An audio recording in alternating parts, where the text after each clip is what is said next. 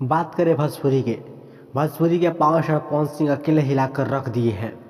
जी हाँ दोस्तों, भोजपुरी के अकेले पावर स्टार पवन सिंह हिला के रख दिए हैं दोस्तों। आप लोग देख सकते हैं थंबनेल के माध्यम से। भोजपुरी में अकेले जलवा दिखाते हुए पावर स्टार पवन सिंह लहरा रहे हैं झंडा और सबका तोड़ रहे हैं रिकॉर्ड। ये सारी भी रह गए हैं पवन सिंह से पीछे। जी हाँ दोस्तों, बात करें आप लोग का पावर स्टार पवन सिंह के गाना तीन गाना ट्रेंडिंग में चल रहा है दोस्तों।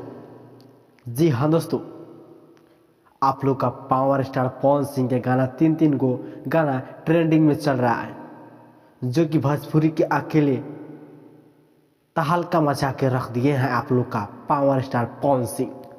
जी हाँ दोस्तों, भोजपुरी में ऐसा कलाकार है जो हमेशा गाना ट्रेंडिंग में ही पड़ा रहता है। 2024 के ट्रेंडिंग स्टार पवन सिंह। चलिए मिलते हैं नेक्स्ट वीडियो में दोस्तों।